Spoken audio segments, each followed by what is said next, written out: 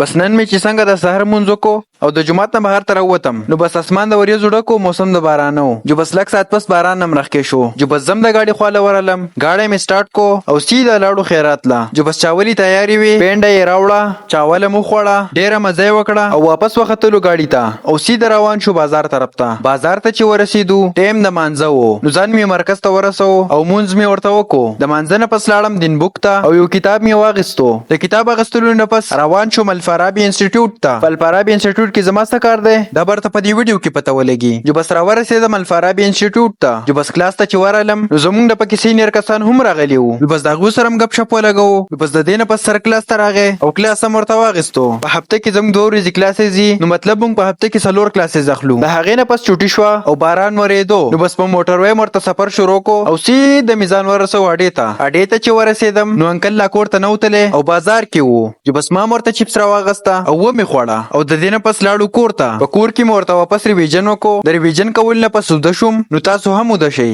ځکه چې باران وریږي. که تاسو وده کېږئ او که نه، خو زه وده شوم. د الله په امان.